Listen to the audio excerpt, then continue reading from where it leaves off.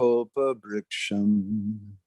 Gopala Gadarati Dam Yati Singha Gora Govinda Deshi Kavaram Satatam Namami. Uttama Adama Kichuna Bachila Jachi Adile Kakola Kahe Premananda Hemona Goranga Hridoya Dariya Bola Bhaja Goranga Kaha Goranga Laha Gorangera Nama Re Jai Jana Goranga Bhaje Se Hoyamara Prana Re.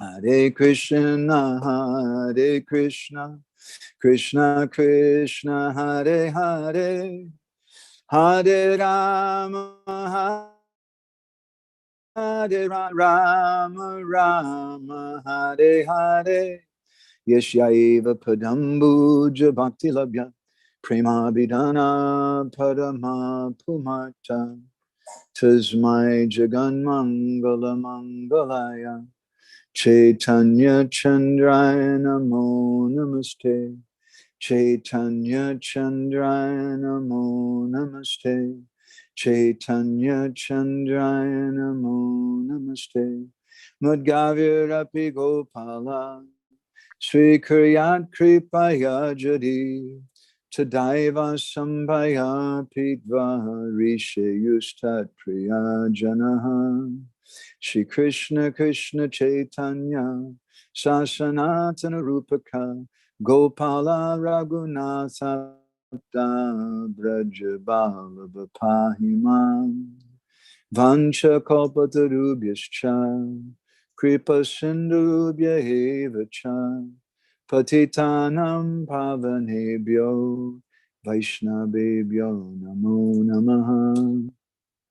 Jai Shri Krishna Chaitanya Prabhu Nityananda Shri Advaita Gadadhar Srivasadi Gaura Bhakta Brinda. Hare Krishna Krishna Krishna Hare Hare Hare Rama Rama Rama Hare Hare. Hare Krishna, nice to see everybody. I hope you all had a wonderful Radhastami festival. We had a great time in Viragiri. It was quite amazing. So today I want to speak something. We're still speaking about disciple, different types of disciples. And sometime back we spoke about one of the three basic types of Bahirmukh Sishyas, or external disciples. And that disciple is the Guru Giri. He's someone who wants to make a business out of his guru, either by advertising his guru or by directly wanting to become guru himself. So our subject today is, should we become guru? And there's a lot of people who will tell you, you should become guru. It's very, very important. We need more and more gurus in this world. And it's a fact. Everybody should be guru. What is the nature of guru? Guru is someone whom we have faith in. Guru is someone who can chastise us. Guru is someone who, because we have faith in him, they can correct us. Srila Bhaktisiddhanta Saraswati Thakur, he describes this in one article that he wrote. Let's see if I can share this on the screen. That's why I've got two different things open here today. So we did it.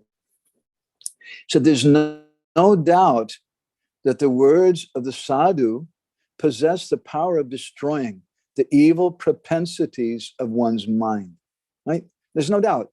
The words of the sadhu, he has this power that he can destroy whatever evil things are there in your mind. The sadhus in this way benefit everyone who associates with them. There are many things which we do not disclose to the sadhu. The real sadhu makes us speak out what we keep concealed in our hearts. And then what does he do in reciprocation for being so honest and saying, yes, Maharaj, I have this terrible secret, this very bad habit that I'm doing. He then applies the knife.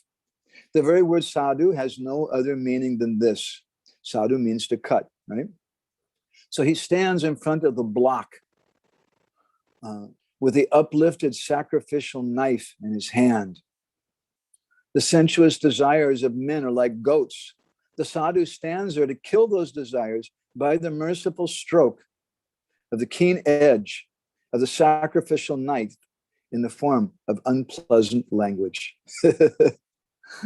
If the sadhu turns into my flatterer, then he does me harm. He becomes my enemy. If he gives us flattery, then we are led to the road that brings enjoyment, but no real well-being. So this is the nature of sadhu, that he speaks in a very, very harsh way. But sometimes we think, maybe I should also do that, and it's necessary. That Roshan is such a rascal. You know, if I chastise him and tell him not to talk to girls or whatever it is, then I'll help him. And I'm just doing it because I want to help somebody. But we don't realize that by trying to chastise someone, we're taking the position of guru. And we should be very, very careful to avoid that. Srila Bhaktisiddhanta Saraswati Thakur again spoke about this rather elaborately. I'll share something else with you about this. He said that someone asked him, do we have to make disciples? And Srila Bhaktisiddhanta Saraswati, can you see asking, do we have to make disciples? And his reply was, we don't have to make disciples, we have to become disciples. Because being guru is not something that you just decide, yeah, I think I've been around. And I've been in IYF now for like over a year. Probably it's time I have my own disciples. You know, and I should advertise and let everybody know what a great personality I am. And I'm really doing it because I want to help the society. I mean, I know I'm not really qualified, but because it needs to be done, Prabhu, and I have some good qualification, then I'm going to do it. So we don't have to make disciples. We have to become disciples. The Srila Bhaktisiddhanta Saraswati says that we have to constantly be engaged. Show you. He says we have to remain constantly engaged in the service of Krishna and the spiritual master. It's not that a great Vaishnav who accepts disciples generally does so because they made some calculated thought and thinking about it and decided, yeah, I think I should do this thing. But they do so because they're ordered by their guru to do so. And that's why they take up that service. So Srila Bhaktisiddhanta says, in other words, we have to remain constantly engaged in the service of Krishna and the spiritual master. The devotees of Vishnu, the Vaishnavas, see the guru in all things. If one becomes proud of being a Vaishnav, then one's service to Vishnu and the Vaishnavas evaporates. One who is free from the sense that he is a doer, who thinks, I actually do nothing myself. It is Krishna alone who engages me in all activities, and who is constantly engaged in the service of the Lord, can actually do something beneficial for the ordinary souls by turning them towards Krishna. But it's not enough to make phony speeches about how you're not the doer. You have to genuinely feel that you're being made to act by the Lord. And sometimes devotees say, oh, Prabhu, I'm so very, very fallen. Okay, please bless me. We speak like that. And Srila Bhaktisiddhanta Saraswati says, these are just phony speeches. We're speaking like that because I know that if I speak like this, then everybody will love me. So Srila Bhaktisiddhanta Saraswati is another beautiful thing he has to say about this. We're reading quite a bit today. I want to share a few things with you. Let's see here.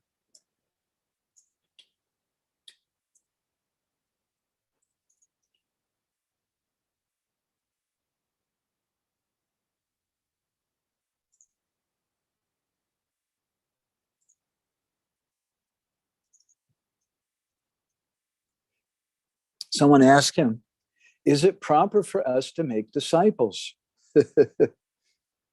And Srila Bhaktisiddhanta Saraswati, he's replied, I'm just waiting for it to come on the screen. Okay. He says, the genuine guru does not make anyone his disciple. Rather, he makes everyone his guru by turning those who have no interest in Krishna into devotees. He tries to give Krishna pleasure by engaging everyone in his service. The guru's vision is that everything has importance. Thus, as every action is an act of devotion. The spiritual master sees the guru everywhere and everything related to Krishna. For him, nothing is insignificant. Nothing is seen as an object of the senses. He does not see this world as a mundane creation. The guru's work is a lot like that of a medical professor in the university, making students, but doctors. Similarly, the guru is making other gurus. And then he goes on to preach to us that it's important you should do this. He says, if the Vaishnavas do not play the role of spiritual master, then the transcendental family of Vaishnavas will dwindle and disappear. Right? So you should do it. Prakash, you should do that. Right? You should accept disciples. Because if you don't accept disciples, then the family of Vaishnavas will dwindle and disappear. But there's a problem with that. The problem is that as soon as one becomes guru, Srila Bhaktisiddhanta says, he's no longer a Vaishnava. Therefore, it is not proper to act as guru if one is not qualified. If you're not qualified, he says, it means only inauspicious results for the disciple and fall down for the guru. The spiritual master does not identify himself as a guru, for his inner identification as a servant of God is too powerful.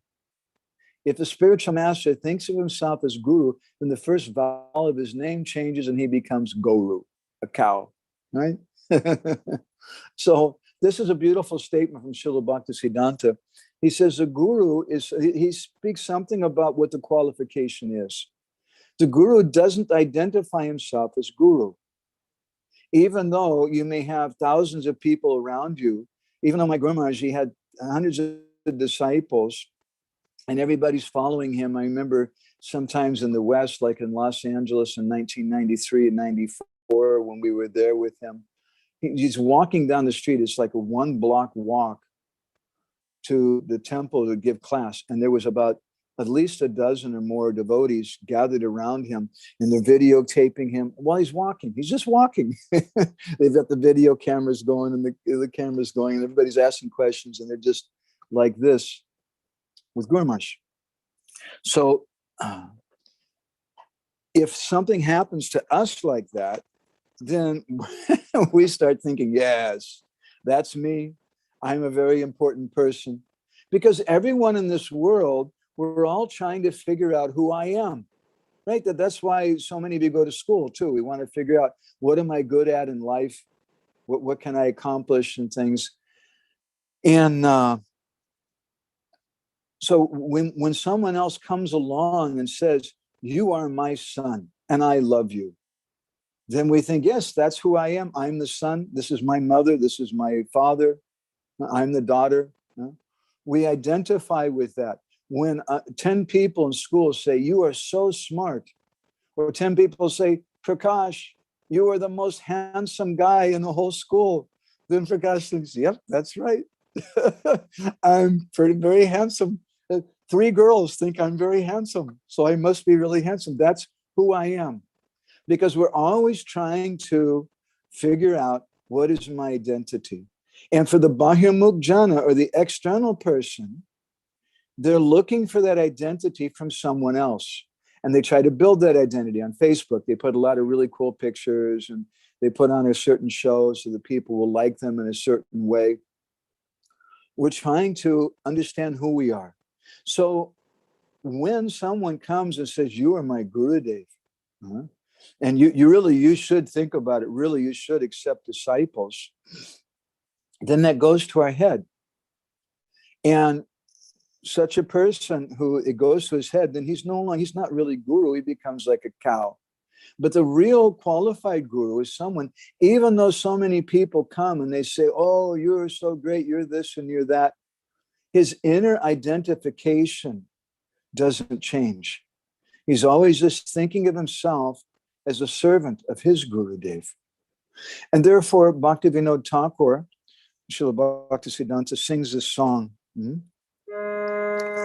Amito Vaishnava Aiburi Hoile Amani Nahobo Ami Pratistasa Asi Hridoya Dushibe Hoibo Niraya Gahi Harihe. If we start thinking, Amito Vaishnava e Buddhi Hoile, if this buddhi, this mentality comes that I'm a Vaishnav, then Amana Nahobo Ami, then I don't want to give respect to everyone else. Rather, Pratistasa Asi, I have this desire, this asha, to get all kinds of pratishta, and Hridoya Dushibe, it pollutes my heart. And then where am I going? I'm not going to the IYF program. Hoibo Nirayagami. I'm going to hell. So this Srila Bhaktisiddhanta Saraswati Thakur says, this is really Guru. And if we don't have that position, if Krishna and Gurudev don't come to us and tell us to be Guru, why should we want to do that? I think it's a simple formula. In the Latin language, there's a word for water, and that word is aqua. And sometimes we tell people it's like aqua. Aqua, it means two things. It means authorization and qualification. Authorization, qualification means aqua. And that aqua, that water, that's our life. That's our qualification to be Guru. So if we don't have authorization from Gurudev, the Gurudev doesn't tell us to do this, then why should we want to take up that task? And even if Gurudev does tell us, Guru Maharaj once told us that some of the gurus who had fallen down after Srila Prabhupada left, someone asked him, well, Guru Maharaj, did Prabhupada authorize them? And Guru Maharaj said, yes. Prabhupada told them to be Guru. So that's okay. They have a right. He said their only fault was they should have waited until they had qualification. So even if Gurudev tells you, I want you to initiate, then you should say, Gurudev, I can't refuse your order. I can't be falsely humble. That's not being a disciple. But you have to give me qualification then. Otherwise, it has no meaning. And on the other hand, even if someone may be very, very qualified, like Gorkishore Das Babaji, if he doesn't feel that he has authorization, and in his case, he didn't want to accept disciples. He didn't feel that there was authorization there, then such a person won't do it. In the Hari Bhakti Vilas, Srila Sanatana Goswami, in the first Vilas, he speaks about the characteristics and instructions to disciples. And one of the things he says there is Advaitam cha parityagyat, that you should give up the bad attitude of imitating Guru. And what does it mean to imitate Guru? We printed something from Srila Bhaktisiddhanta Saraswati Thakur in this regard, which I'll also put on the screen. It's very, very, because sometimes we say that, Prabhu, I don't want to be Guru. Who wants to be Guru? Why is Madhavananda giving this whole talk about wanting to be Guru? I don't want to be Guru. That I'm not qualified for that. But it's a little deeper, more subtle than just that. This is something we printed in issue 393 of our Bindu. It's an excerpt from a translation of a letter from Srila Bhaktisiddhanta. He says there, I received your card dated November 26, and another letter following that. Srimad Bhagavatam has instructed us not to praise or criticize others' nature or activities. It is also said in Sri Chaitanya Bhagavat that one goes to hell by criticizing others. My instruction to you is not to criticize others, but to correct and purify yourself. And then he says, I'm forced to criticize my own disciples and those who have come to me for instruction. I do not understand why you would go out of your way to perform such a difficult task. So we may say, Prabhu, I'm not the Guru. I'm just I'm just an IYF devotee. But if you're running around and trying to correct all the other devotees, then in effect, that's what you're saying, that I'm the guru. You should listen to me. And this is very bad to do. It's difficult. It'll make things very difficult for the IYF group, but it also makes it very difficult for your spiritual life.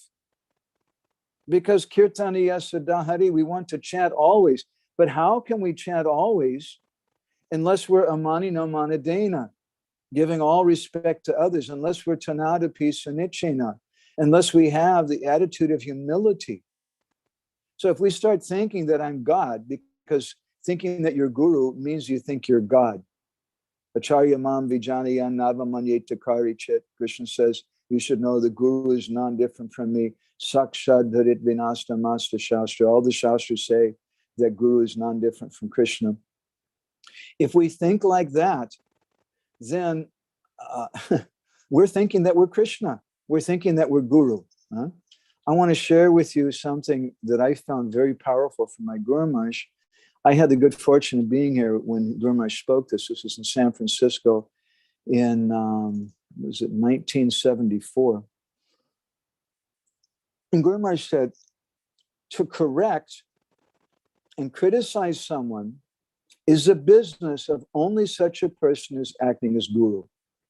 He has the right to inflict punishment on you, to catch hold of your ear and slap you. Guru Karnadhara. He'll correct you and criticize you. You rascal, why are you doing this and that? You have no right to chastise, no right to correct anyone. You are not guru.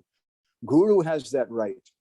If you see something and you have a good heart, oh, he's doing something that's detrimental to his bhakti, then go to him. Pay obeisances and tell him confidentially, not in front of others. Oh, my brother, I see this thing and it pains me very much that you're doing this and this. This is a great impediment on the path to devotion. I fear you won't make any advancement. Therefore, I'm coming to you and telling you, my friend, please don't do it. Be serious about your bhajan. Tell him in such a humble way. Speak to him confidentially, not in the presence of others. If he's serious, he'll admit, oh, you are my great friend. I'm blind to my own faults. You pointed them out, so I will be careful. He'll accept it. But if you speak in the presence of others, the reverse effect will be there. And devotee spoke up. He said, Guru Maharaj, sometimes I may want to correct someone, but I can see that the person won't accept what I have to say. Guru Maharaj says, so then why will you tell him? You should think he won't accept it. So why shall I tell him? Let him go. As you sow, so shall you reap. What can I say to such a person? So that's the business of guru. And guru, to put in a very simple way, is someone whom we have implicit faith in. Yasha Devi Pada Bhaktir Yata Devi Tata Guru. Just like a girl, a wife is someone who you're attracted to. And if you go, as we've given this example, I think before, some of you may actually get married, that if you go to a girl and you say, Hare Krishna, I just wonder, would you be my wife? And then you tell her, actually, I'm not attracted to you. Actually, I think you're ugly as a dog, but would you be my wife? And what will happen? Probably she'll slap you in the face, right? It's nonsense. It has no meaning. How can she be your wife if you have no attraction for her? So similarly, how can someone be your guru if you don't have faith in a person?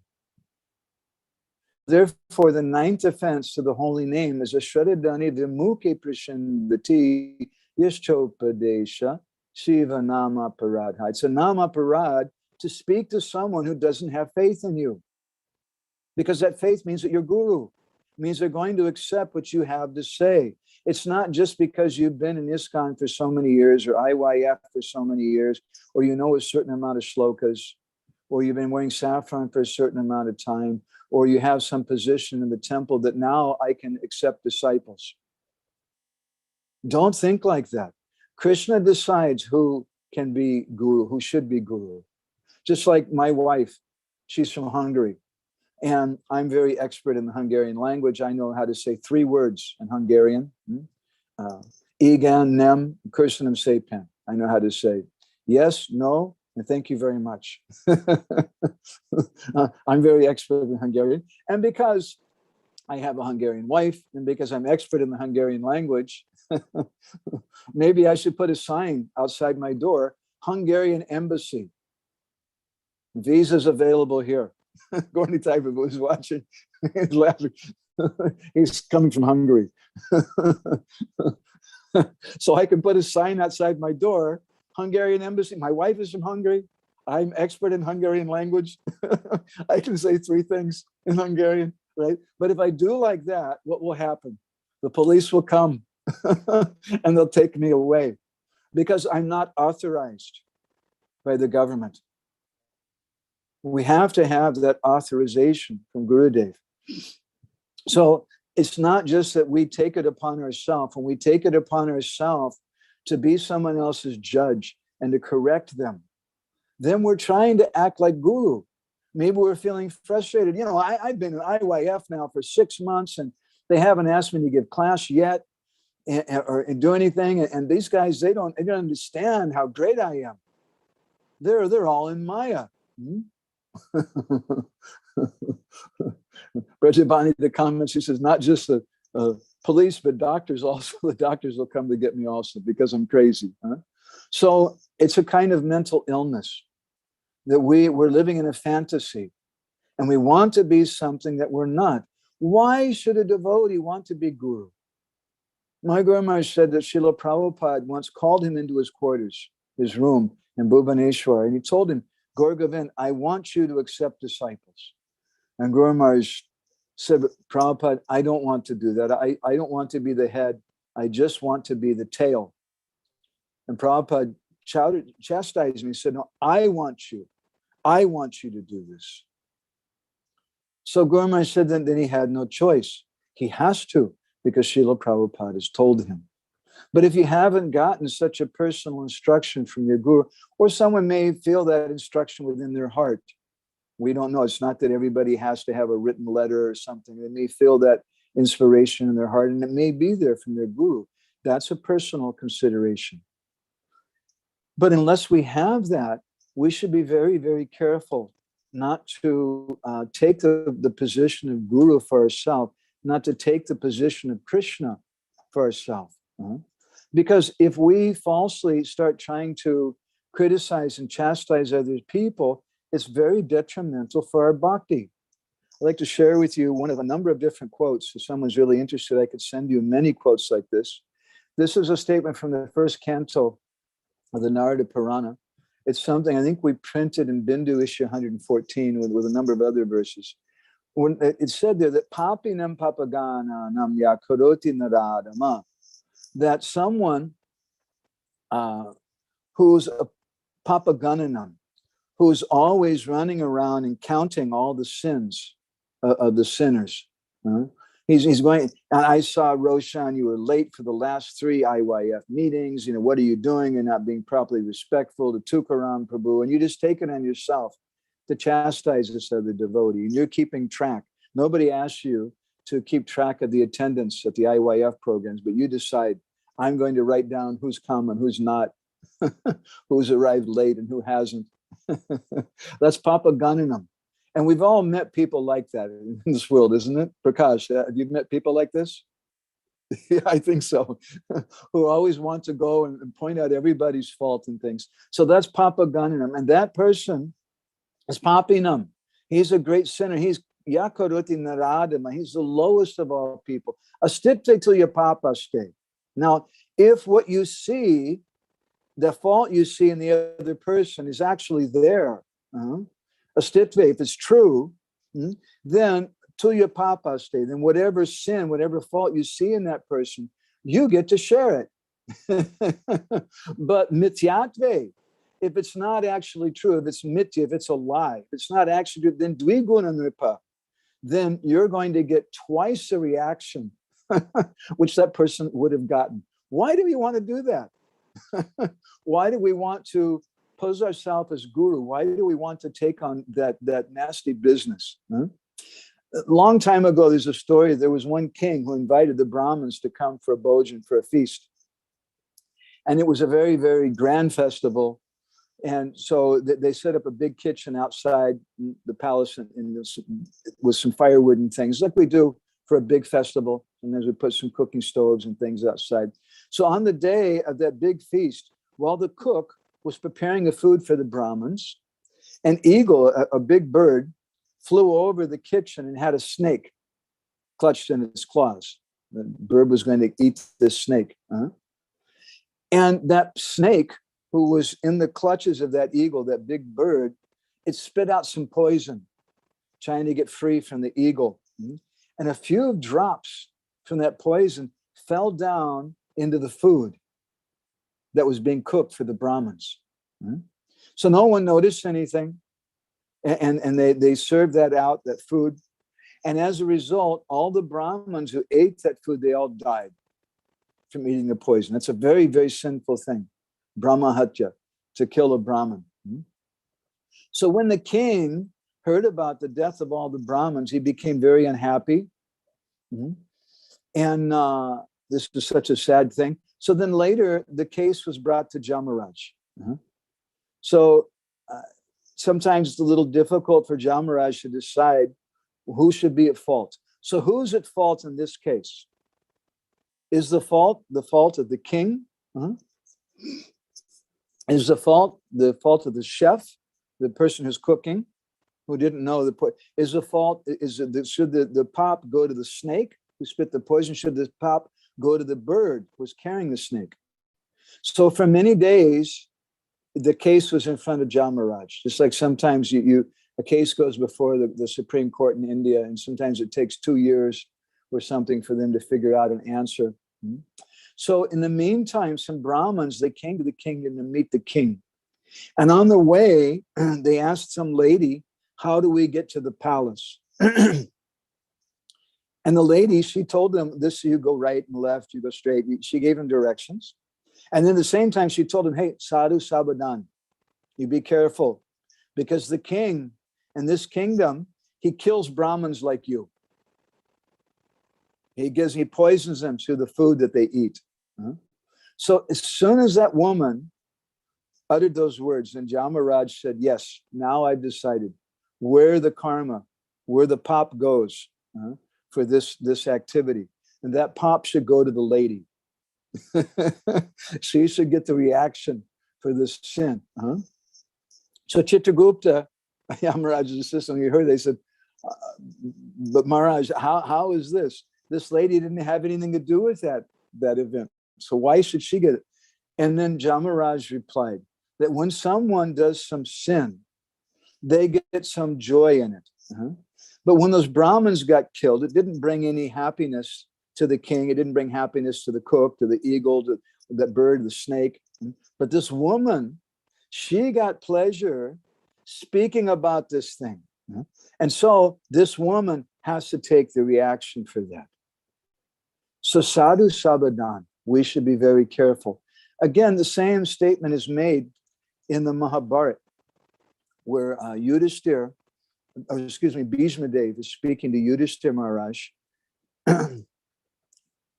Bhishma Dev tells him, Arushan kushyamana sukritam nama vindati duskritam chatmano marshi rushyat yevapma marshti gai.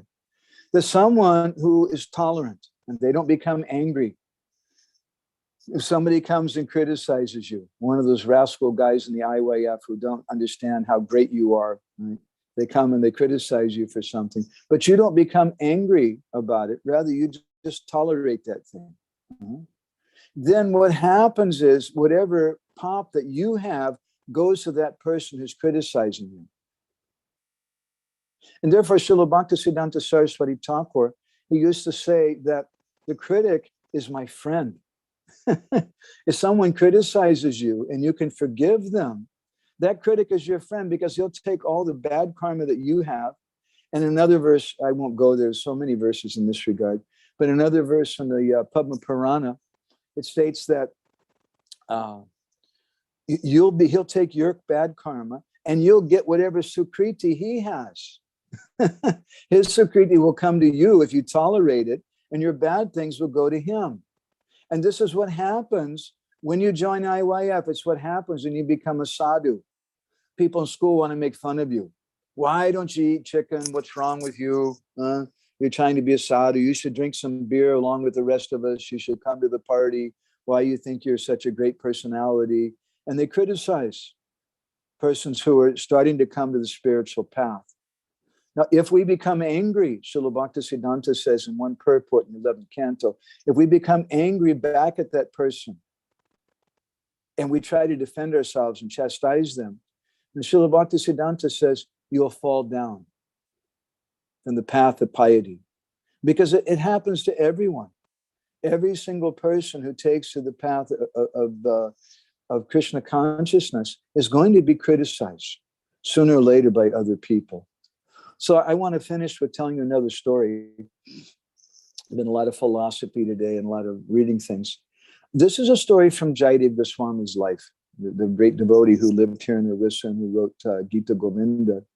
One day, there was a wealthy devotee who invited Jayadev Goswami to come to his home. And he wanted to give Jayadev some bakshish, some kind of donation. And Jayadev Goswami, he didn't want to take it. He said, no, that's okay. That's not necessary. I don't need your money.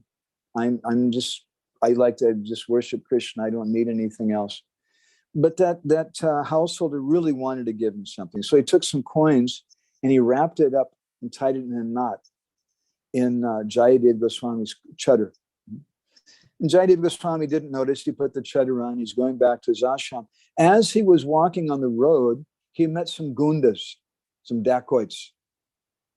And Jayadev asked him, where are you going? And those gundas, they looked at him and said, oh, we're going the same place you're going.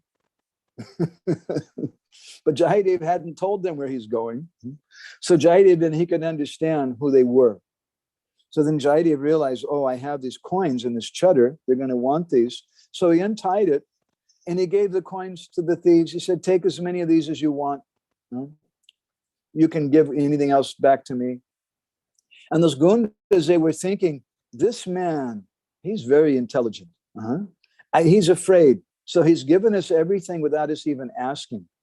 But then later on, when we get to some town, we know what he's going to do. He's going to have us arrested. So they were thinking like this. And one of them, they started whispering amongst themselves. And one of them said, I think the best thing is we should kill him. Another one said that well, we gotten all this money from him. Why should we kill him? And then a third says, but if he recognizes us and tells the king to punish us, and what will we do? And then a fourth thief, he said, look, here's the idea. Don't kill him. We'll break his arms and legs and we'll throw him in a ditch. And then he won't be able to go anywhere. He'll eventually die, but we won't. They don't know karma very well. But these thieves are thinking, we won't be the result of his death. We won't have killed him. We just broke his arms and legs and threw him in this ditch. So they did like that. They liked that idea. And Jayadev was laying there in the ditch. And for Jayadev, he was thinking, this is very good. My life is very difficult because everybody always wants me to come and talk to me. And they're always, all the Grihastha couples are wanting to ask me who's right and who's wrong in their marriage disagreements. And the kings are always wanting to talk to me about different politics and things. But now I can just do my bhajan. I'm laying here very peacefully in the ditch with broken arms and legs. And so Jayadev, he was just laying there in the ditch and singing Gita Govinda, singing different songs, glorifying Krishna. So meanwhile, there was one king who happened to be passing by. That king was Lakshman Singh. And he heard the sound of somebody singing in great ecstasy during kirtan. And so that king, where's the sound coming from? He went and looked in the ditch and he saw there this very effulgent sadhu with broken arms and legs who was very blissfully chanting Hare Krishna. And so the king, he took him out of the ditch. He said, what happened to you? And Jayadev Goswami spoke something like the bull in the first canto of the Bhagavatam, when Parikshit Maharaj found the bull of Dharma with 3 broken legs. He asked him, who did this to you? And the bull said, well, that's a very philosophical question. It's kind of difficult to say actually who did this. Some people say that it's my own karma. Other people say it's some external person. And he didn't. He could have said, it's this rascal collie right here. He didn't turn in the perpetrator or the real person who did it. He considered this is my own karma in that. So Jayadev Goswami, similarly, when the king asked him what happened to him, Jayadev said, anyway, this is my karma. This is my destiny. I undo it. And so as the king, Lakshmana Singh, was hearing Jayadev Goswami speaking, he understood this is a very, very exalted personality. Because anybody else, anybody who just slips in America, if you're walking down the street and you slip on the street and you fall down and you break your leg, then they make a case against the state or against the city, and they sue them. They take them to court. We demand you give me $1 million because you didn't clean the street properly, and I slipped on a banana peel and I fell down and broke my leg. It's your fault. Everybody always blames someone else. And even sometimes in our bhakti, we blame other people. We think practically, I'd be a pure devotee by now. If it wasn't for those other devotees in the ashram who get in so late, or they get up late and they're a bad example for me, they're always poor, I'd be able to chant my rounds peacefully. We're always blaming someone else. But we have to stop that blaming. And tatenu kampam susamikshamano. We have to begin. Our spiritual life begins when I accept responsibility. It's my fault. So the king could understand this is a great personality. And he invited him, you please come and stay in the palace. And he called for some doctors, and they did some medical treatment on Jayadev Goswami's arms and legs and healed them. And then Jayadev, the king told Jayadev, so please order me, what kind of service can I do? And then Jayadev, he didn't want anything for himself. He said, there's nothing that I want. No, please, Maharaj, there must be something. And then Jayadev said, okay, you can make all kinds of sweets and all kinds of nice foodstuffs, and you offer those to Krishna, and then distribute the prasadam to all the Vaishnavas. And you should always be prepared to greet and serve the Vaishnavas. That'll please me. That'll make Jayadev Goswami happy, because he knows this is the best thing for the king. If the king does this, and the king's going to get so much benefit, and it also makes Jayadev happy. So the king started serving all kinds of devotees in that way. And he became famous like that. And so one day, those same gundas, the same thieves who had attacked Jayadev Goswami, they heard about how generous this king was and how he liked to serve the Vaishnavas. So they dressed up. They put on some tilak, they put on some kunti mala, they got some kartals and mridangas, and they showed up at the king's palace. And they were kind of like, Hare Krishna, Krishna, Krishna. And they were doing some kind of kirtan or something also. And as soon as he saw them, Jayadev Goswami immediately recognized these are the gundas who broke my arms and legs and threw me in the ditch to die. But what the Jayadev Goswami did, he became very happy. He said, Maharaj, it's a very good day. Just see, my senior godbrothers, they've come. And then Jayadev went and he gave a very respectful greeting to them. And he's treating them like great devotees. And he told the king, these are very great devotees. Their hearts are full of pure love of Krishna. You're very, very fortunate because they've arrived at your house. You should serve them with faith and devotion. You'll be blessed. And so the king thought, oh, wow, this is really far out. These are great sadhus. They're not sadhus at all. They're gundas, big rascals. But the king was told like this by Jayadev. So he took him in the palace, and he started to engage all of his servants. So you should take very good care of them. These are the senior godbrothers of Jayadev Goswami. You should take very good. You cook very, very nice food. But those gundas, they were getting very, very nervous. They're thinking, oh, Jayadev, he's just setting us all up. This is all a trick. And this is coming because of their pop. This is one of the symptoms. If you chant the Hare Krishna mantra with sincerity, then you're very, very peaceful. And nothing bothers you. Even someone comes in the ashram so late and they're making noise when you're trying to take rest. It doesn't bother you. It doesn't bother you even someone criticizes you or says things because you're so blissful. You're chanting Hare Krishna, you're hearing Krishna Katha, there's no problem.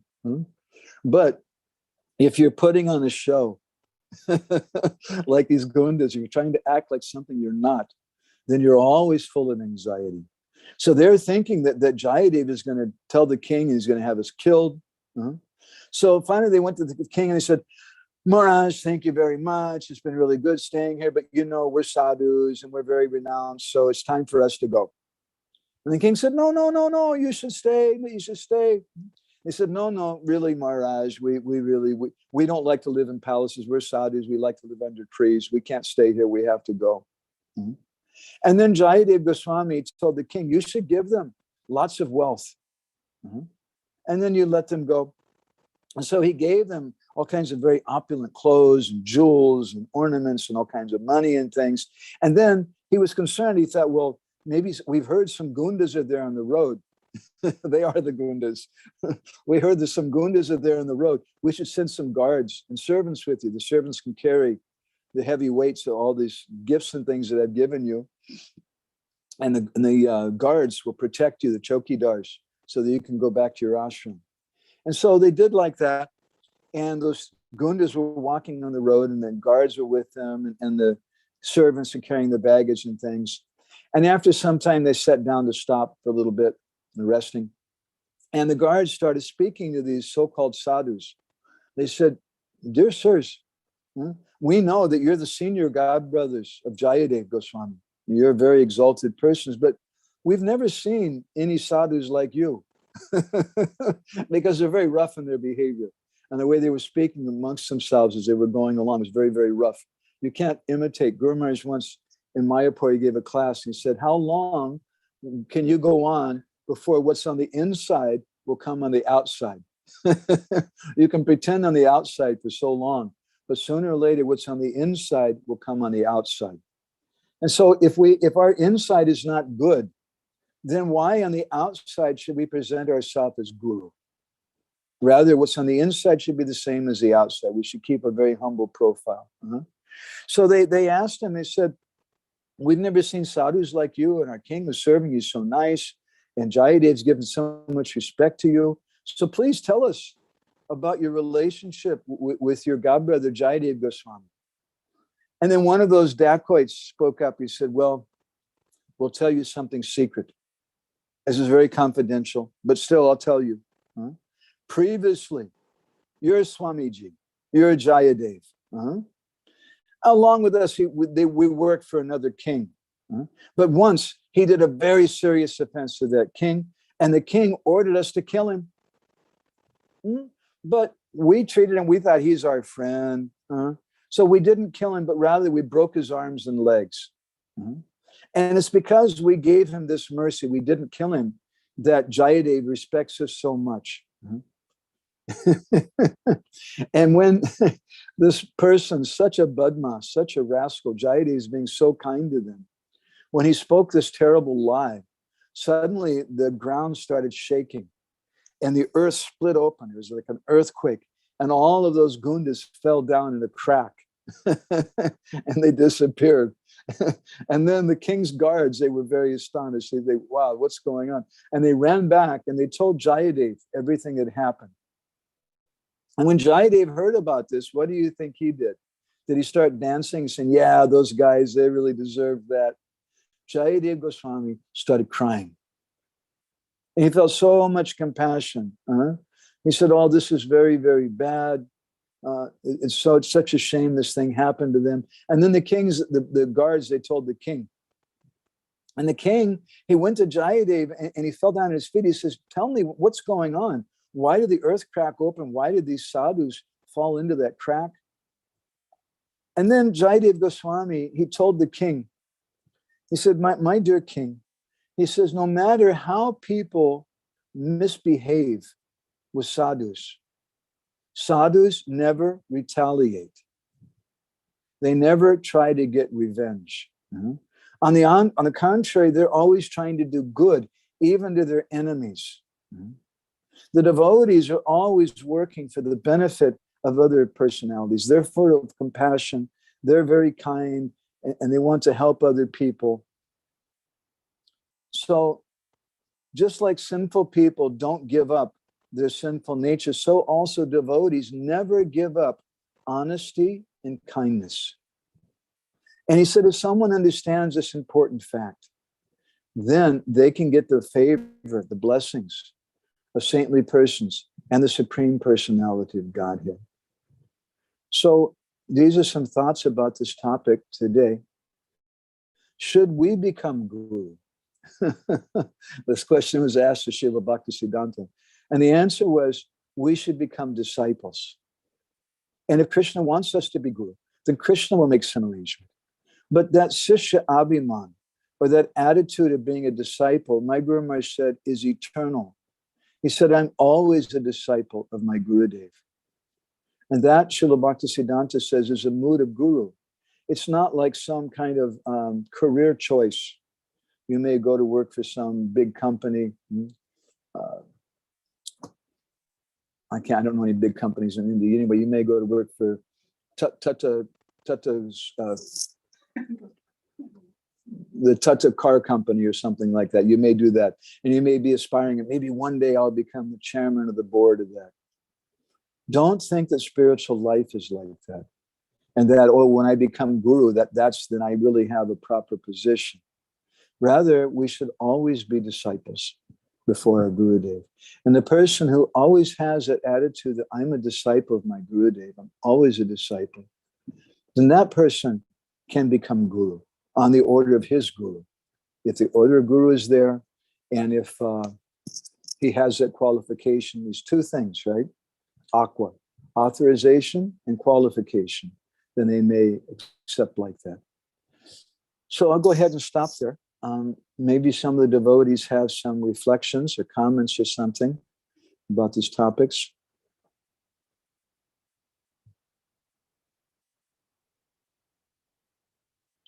Amritesh Kaur, you don't have anything today? Hare Krishna. Hare Krishna, Prabhuji. Hare Krishna, Prabhu. Prabhuji, sorry, I joined late and I had some service, so I joined late. I heard only some portion of it, not continuously. I hear it later. I liked all the extracts which you were sharing of the conversation with Gaur Govinda Maharaj. That particular lecture in Odia was played here on the Vyas Puja day of Guru Maharaj. Nice. Prabhupada is telling him that you become Guru, and he was addressing that day on Vyas Puja. He was telling that I wanted to become the tail, but Prabhupada is telling you become the head. Yes. So then Gaur Govinda Maharaj told that it is a great responsibility Prabhupada is giving me. That is a great service Prabhupada is giving me. He was telling like that. That as you... it's a service. And it's not that we should be so humble or so falsely humble that if Gurudev, we say, I'll never be Guru. Don't say never. You just say, I'm a servant of my Gurudev. And whatever my Gurudev tells me, then I have no choice, I must do. But even if he tells me this thing, and you become Guru, I still have a right to say one thing. Gurudev, you're giving me authorization, but I also need qualification. You have to also give me that. Otherwise, it has no meaning for me to do that thing. So because we shouldn't use this. Sometimes a very shallow person, they hear something. We read so many heavy things from Srila Bhaktisiddhanta today and from Guru Maharaj. And sometimes people, they take those things and they try to use them to beat other people up. Or even, Hare Krishna, some devotees I've seen, they try to use it to criticize all the gurus. All the gurus are bogus. Only Guru Maharaj is bona fide. Only this one or that one. Which means you're presenting yourself as the seer. And it's a very, very dangerous thing. It's not meant to be applied like that. It's meant to be applied to us. I should apply this to me. And other people, I don't know. Maybe Prabhupada appeared in their heart and told them something. Maybe Prabhupada wants them to do. I don't know. I'm not their judge. Doesn't mean I have to see them as guru for myself.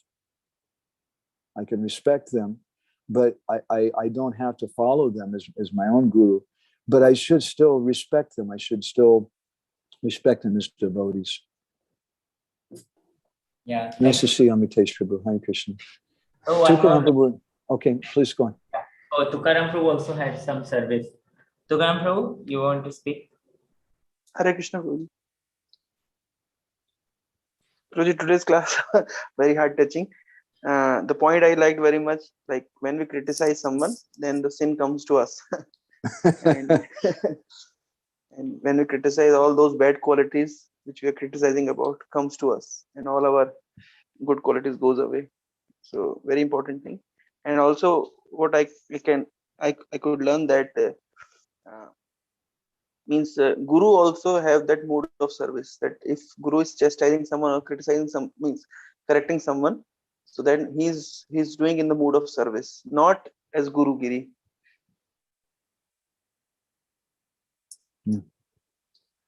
We should respect one thing we should respect. I don't have to listen to a guru. I respect someone by hearing from them. Right? That's how we respect someone. If you respect someone, you listen to them. It doesn't mean I have to listen to all the gurus, even all the gurus in ISKCON. I don't have to. But I can give respect in a different way because I see that they have disciples. And I may not have the same feeling to their guru that the disciples do, but I see that this is the way they're getting Krishna. They see Krishna in this guru. And because they see him in that guru, they're getting that inspiration. And I give respect to their inspiration that they have. And therefore, once Srila Bhakti Rakshak Sridhar Maharaj, Prabhupada's godbrother, he commented that if you criticize someone's guru, you're stepping on the shadow of Radharani. We should be very, very careful. We never want to criticize someone's guru. We're not the judge or seer. At the same time, we have an obligation, a right, an obligation to ourselves that we don't have to accept everybody as our guru. But it doesn't mean that we shouldn't criticize them. To be careful. Thank you, Tukaram Prabhu. And thank you for being such a wonderful example to devotees and giving so much love and affection for people. You know, we're all looking for relationships where people are going to accept us. Every marriage, you know, men are rascals. They're nonsense, isn't it? So every man is a rascal who gets married. But he's looking for someone, even maybe he's a big gunda. He's a mafia in India. He's killed so many people. But he's looking for a girl who's going to love him in spite of all his faults, who will overlook all of his faults. And if he meets a girl, even though he's just killed all these people and done terrible things, and the girl still loves him, oh, this is a love I'm looking for. That kind of love is a kind of love that the Vaishnavas can give. Unconditional love. We're all looking for that. But we can't demand that for ourselves. We have to be willing to give that to other people, not judging them, but just caring for them and finding some reasons why we can care for them. Amritesh Prabhu's comment, he says, when we should not act as guru, how come we go out and preach? Because naturally they accept a preacher's guru. Yeah.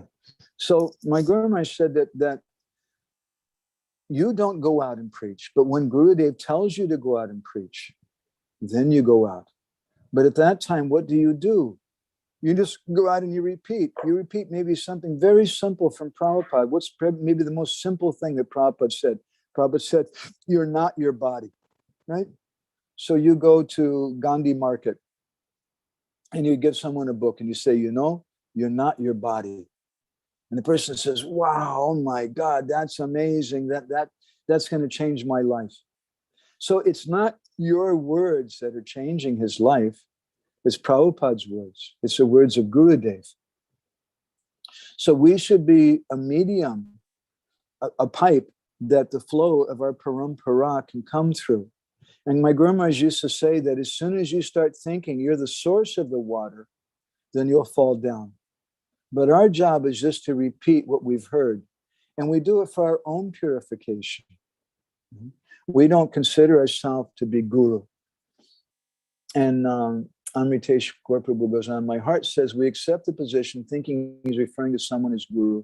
And my position should be, I'm just acting as a representative servant of my guru. Yes.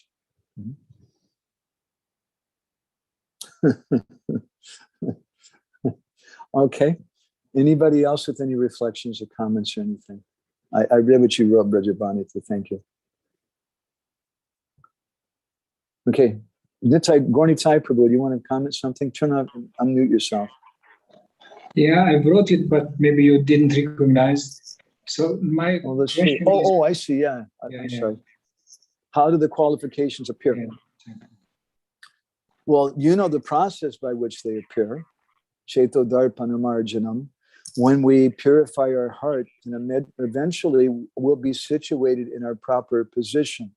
We'll see Krishna, we'll know Krishna. Name prasvatita hoy rupa guna karma. Bhaktivinoda Thakur in Harinam Chintamani says this thing that from the holy name will come rupa guna karma. We'll see Krishna, we'll see his qualities, we'll see his leelas, we'll see everything. And that's Guru. That will come through the holy name.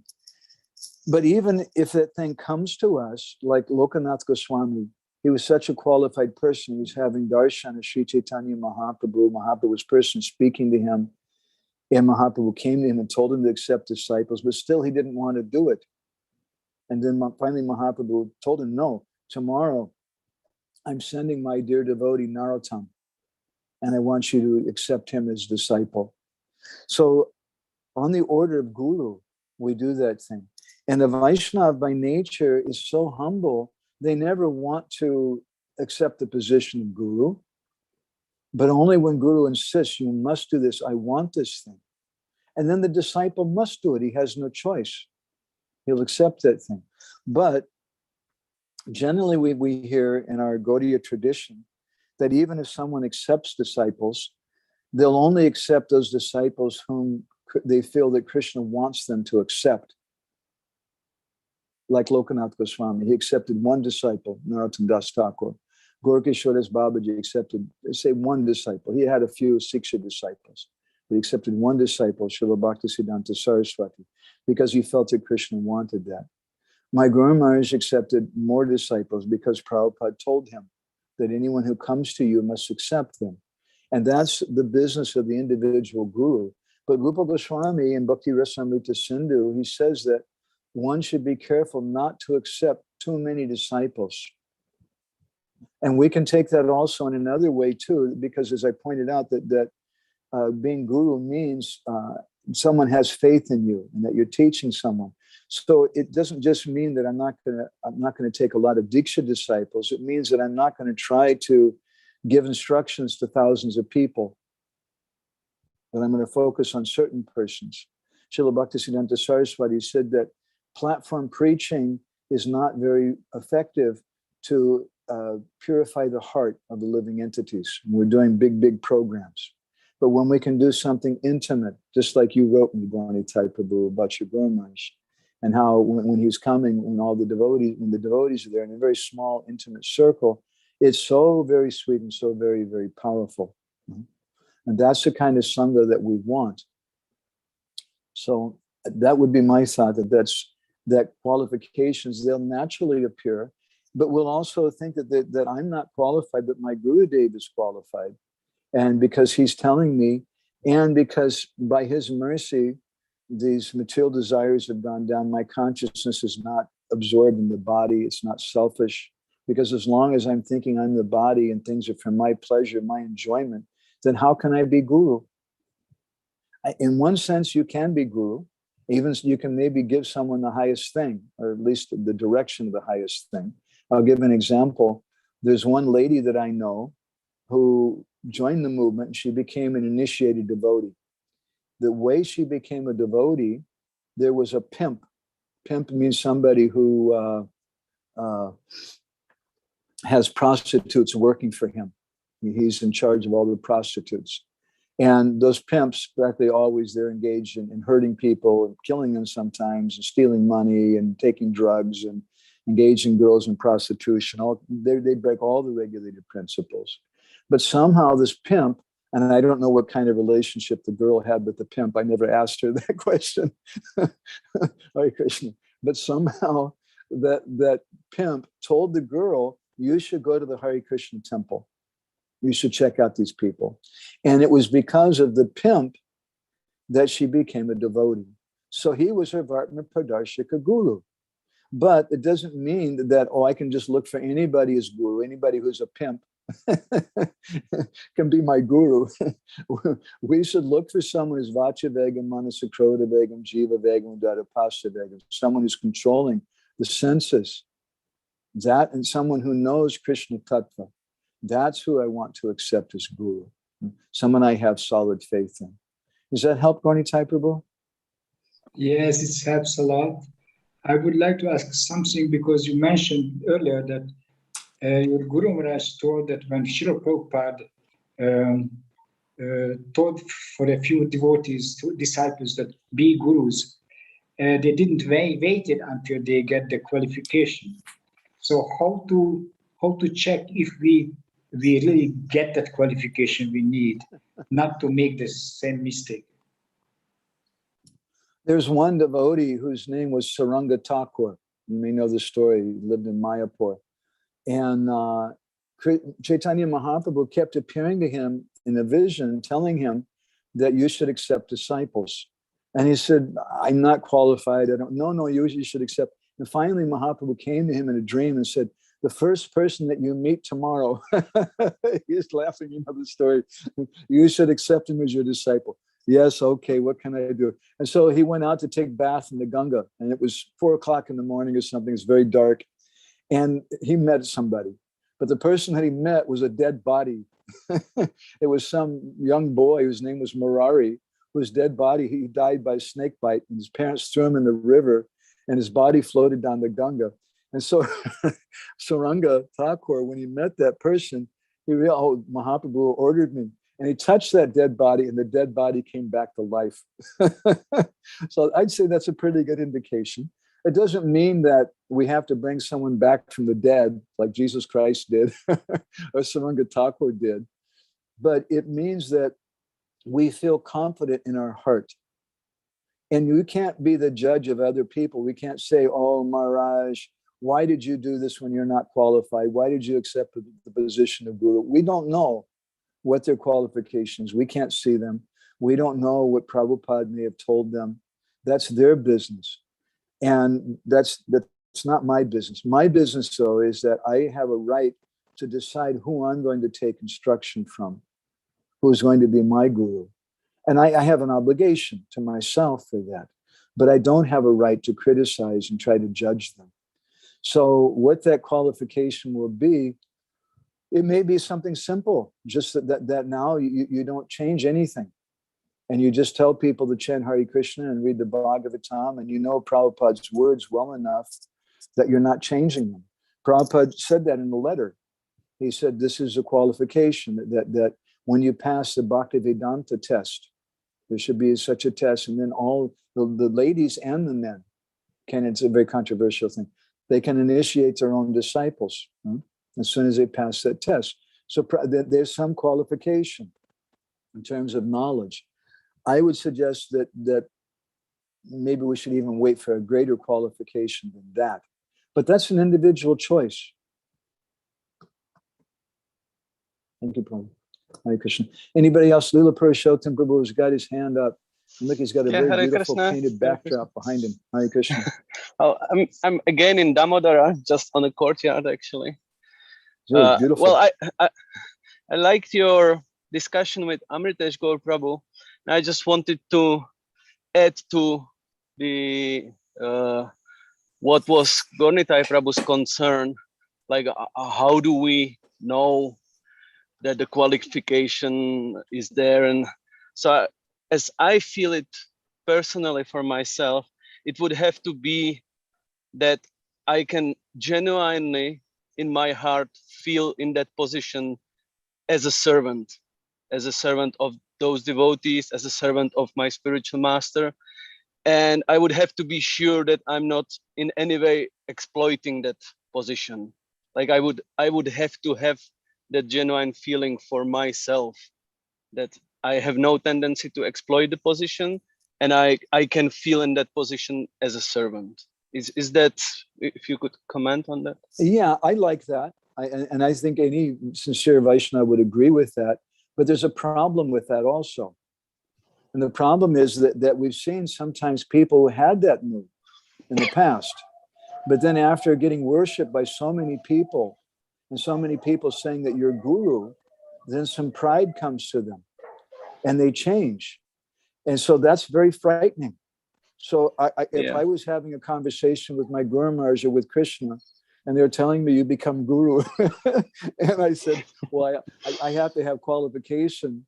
And they said what you just said, I would say that's not enough, because it may go to my head and then I may change, but you have to make me so thoroughly vexed in the conception that I'm the servant of my Gurudev, I'm the servant of my Gurudev, I'm the servant of my Gurudev, but that conception never changes, and that I see my Gurudev everywhere.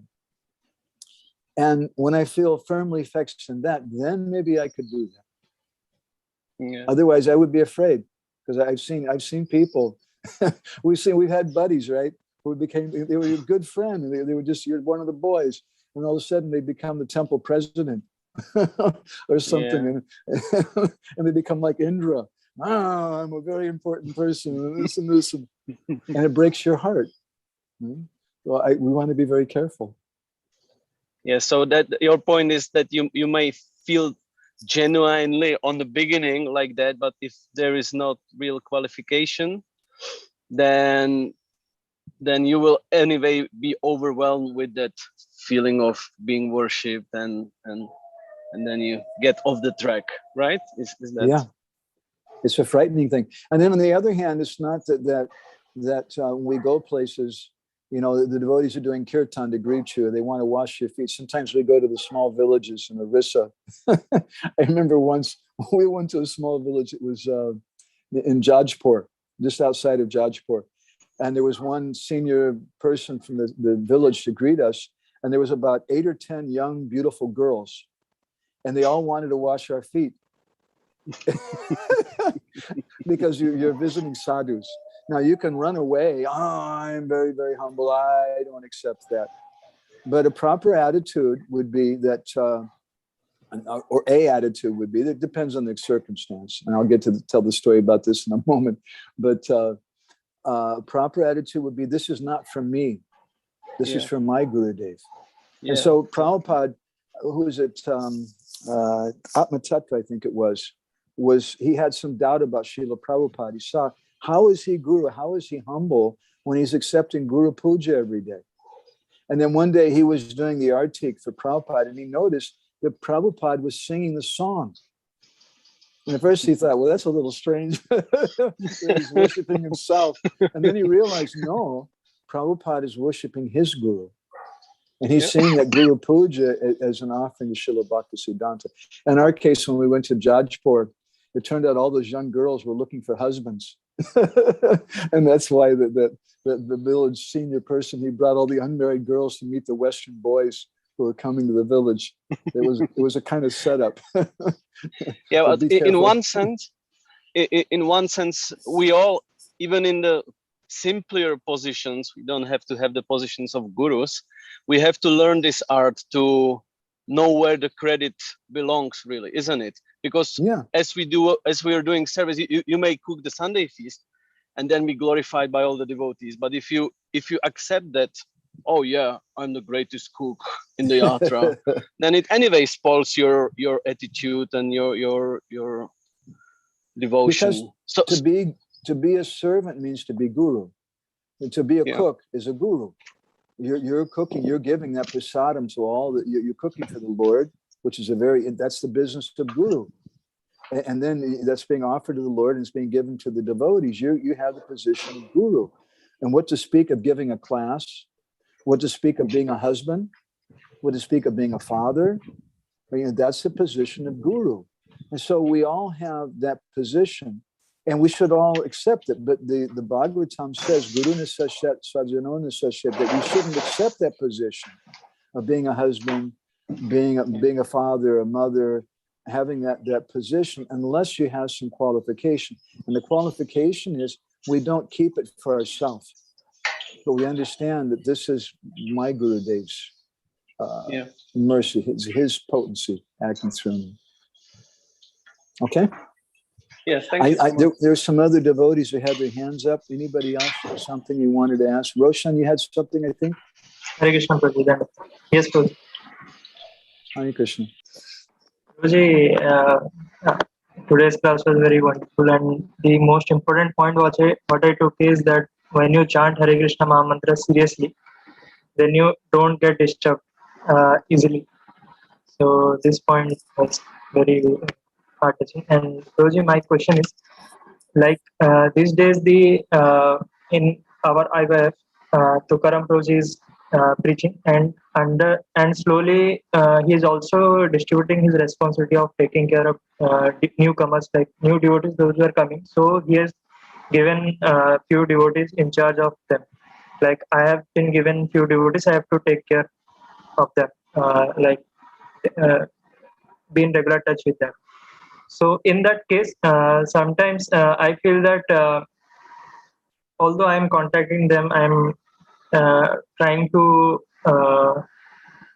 help them, but what should be my expectations? Like, what should we? In what mood should I serve them? Well, first of all, don't think that they belong to you. I somehow over the last 10, 15 years, we've been traveling a lot all over the world, giving classes. And I've had many places, even yatras, were very wonderful yatras, where it seems like everything's going very good. But I've had devotees privately come to me crying. And oh my gosh, what's the problem? They say, they told me that I have to accept such and such person as my counselor. I have to accept Roshan as my counselor. But I don't have that kind of faith in him. I don't have that kind of feeling in him. And they're telling me that I have to accept him. It's kind of like someone being forced to marry a boy, a girl being forced to marry a boy when she doesn't really love the boy. It's a terrible thing. You can't force that on somebody. So the first thing is that we don't own these people. If someone's coming to you, you should be their servant. You should think, I'm just the servant of these people. Let me serve them in whatever way that I can. And the only qualification that you have to help them is in proportion to how much faith they have in you, Shraddha. Mm-hmm. And if they have strong faith in you, then you can speak to them. And if they don't, that's okay. You can't demand faith. You can't legislate faith. In that case, you just act in a very humble way. I'm a little close with Niranjan Maharaj. And I know on a few occasions, devotees have come to him and said, Maharaj, Guru Maharaj, disciples have come and said, is it okay if I go to such and such person and hear from them? And Maharaj said, that's fine. You please do that. He never tries to control them. He doesn't think these disciples belong to me. When you think someone belongs to you, that's a kind of violence. And that's why the biggest number of violent crimes are committed in the marriage, in the family, because someone thinks you're my wife. And if you don't follow me, you don't do what I say, I'm going to beat you. I'm going to kill you. Or you're my son, you're my daughter, you have to do what I tell you. Because we think those people belong to us. So Roshan, Prabhu, please don't think they belong to you. Rather, you think that you're being given an opportunity to serve them in a very humble way. And you should see that they're much better than you in so many ways. That's the attitude I would suggest you have. And don't be upset. Don't feel hurt if they decide, well, they go to Tukaram Prabhu and they say, I don't want to have Roshan as my counselor or something. You should think, oh, they have good intelligence. Why should they want me? Don't be hurt by that. Huh? Let them do like that, because it's up to the individual person. We can't force someone. Guru Maharaj spoke about that quite a bit. It's a very good, honest question. Thank you, Prabhu. Is that okay? Is that helpful for you? Yes, thank you. Krishna. Anybody else is there? Okay. So Tukaram Prabhu, I don't know if you're still there, or whoever is there. Then I'm going to go ahead and finish the session now. So thank you all very much, and we'll be back again next week, I think. I have at least one more session we want to try to do about disciple, and the next one is what do you do? Next session is if your guru falls down, if your guru, you think that he falls down, you think your guru is not qualified, what should be the attitude of a disciple in that case? That'll be our topic for next week. So thank you all very much. Srila Prabhupada ki jai, Samaveda Bhaktavinda ki jai, Gaur Premanandi Hari Hari Bol, Vancha Kopadarubhischa, Kripa Sindhu Bhyevacha, Patitanam Pavanebhyo, Vaishnavebhyo Namo Namaha, Nanda Kodi.